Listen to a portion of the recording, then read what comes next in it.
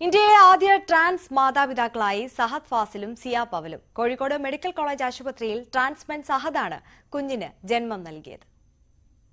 ഇന്ത്യയുടെ ചരിത്രത്തിലെ ആദ്യ ട്രാൻസ്ജെൻഡർ മാതാപിതാക്കളായി സഹദും സിയയും.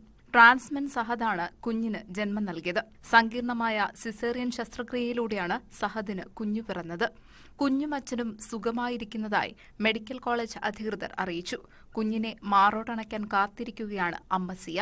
ഒന്നിച്ചു ജീവിക്കാൻ തുടങ്ങിയ കുറച്ചു നാളുകൾക്ക് ശേഷമാണ് ഒരു കുഞ്ഞു വേണമെന്ന് ട്രാൻസ് ദമ്പതികളായ സഹദും സിയയും തീരുമാനിച്ചത്. അങ്ങനെ പങ്കാളിയായ സഹദ് ഗർഭം ധരിക്കാൻ തീരുമാനിച്ചു. ആദ്യ ശ്രമം പരാജയപ്പെട്ടുവെങ്കിലും ഒടുവിൽ സഹദ് ഗർഭം ധരിച്ചു. സിയയ്ക്ക് ഗർഭം ധരിക്കാൻ പ്രായോഗിക ബുദ്ധിമുട്ടുണ്ടായതാണ് ദൌത്യം സഹദ് ഏറ്റെടുക്കാൻ കാരണം. സഹദിന്റെ മാറിടം നീക്കം ചെയ്തുവെങ്കിലും ഗർഭപാത്രം ഉണ്ടായിരുന്നു.